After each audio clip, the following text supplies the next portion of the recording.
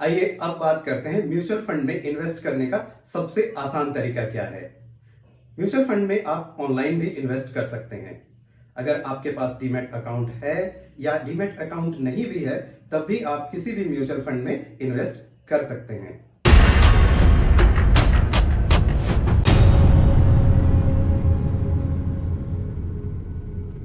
Mutual fund में investment online या offline दोनों तरीके से हो सकता है, लेकिन सबसे कन्वीनियंट या आसान तरीका है ऑनलाइन इन्वेस्टमेंट। आप अगर ऑनलाइन इन्वेस्टमेंट करना चाहते हैं तो आपके पास दो तरीके हैं।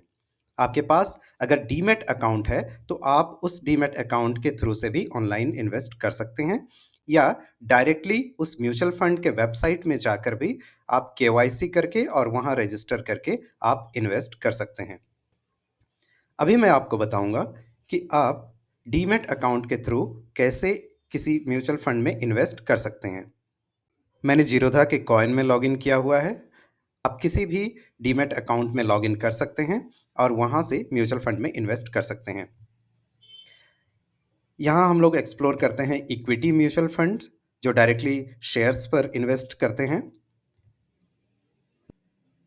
लेट्स से मैं मिड कैप रेंज का कुछ म्यूचुअल फंड यहाँ देख रहा हूँ। इसमें से फॉर एग्जांपल हम लोग किसी भी म्यूचुअल फंड में अगर इन्वेस्ट करना चाहते हैं, ये सारे आप म्यूचुअल फंड देख रहे हैं जो mid cap mutual fund range में आते हैं। लेट्स से हम लोग क्वांट मिड कैप फंड को चूज़ करते हैं और उसमें इन्वेस्ट करना चाहते हैं। यह मैं जस्ट एक एग्जांपल के लिए ले रहा हूँ। आप कोई भी म्यूचुअल फंड चूज़ कर सकते हैं। मेरा quant mid cap fund work या किसी को भी प्रमोट करने का कोई इंटेंशन नहीं है।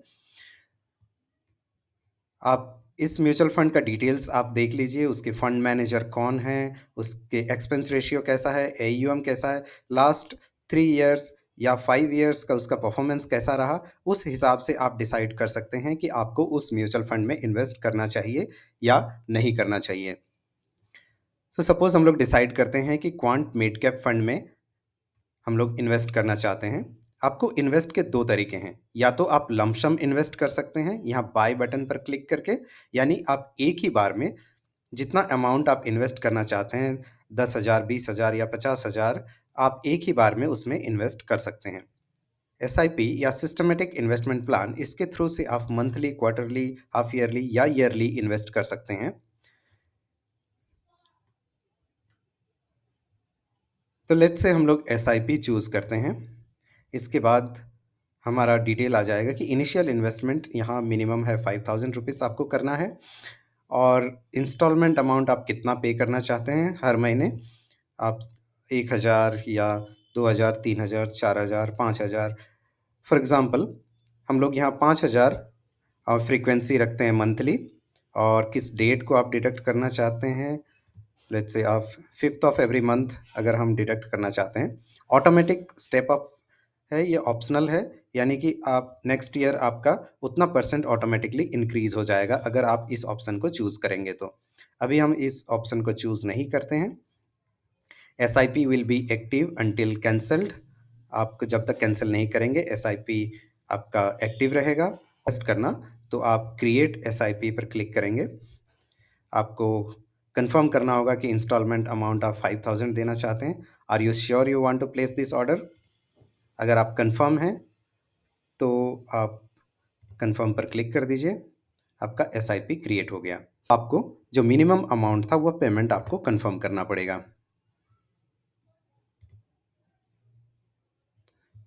आपका जो भी बैंक अकाउंट डिटेल है आपका यहाँ पर दिख जाएगा, और आप वहाँ पर जाकर आप यूपीआई आईडी से या कोई भी आईडी डालकर आप उसमें, या नेट बैंकिंग के थ्रू से, या आप यूपीआई या नेट बैंकिंग के थ्रू से आप उसमें पे कर सकते हैं।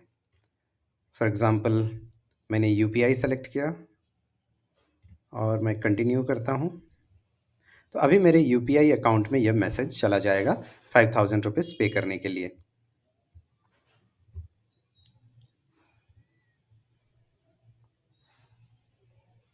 आपके पास ऑप्शन भी है अगर आप कैंसिल पेमेंट करना चाहते हैं। मैं अपने यूपीआई अकाउंट को खोल कर देखता हूँ।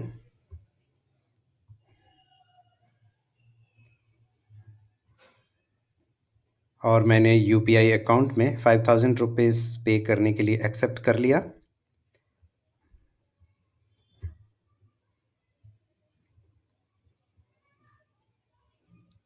इसके बाद आपका सक्सेसफुल मैसेज आ जाएगा कि आपका 5000 रुपीज़ पे हो चुका है। अब आप इसे क्लोज़ कर दीजिए, यानी कि आपका ये जो ऑर्डर था वो प्लेस हो चुका है और कल तक आपका ये ऑर्डर कन्फर्म हो जाएगा।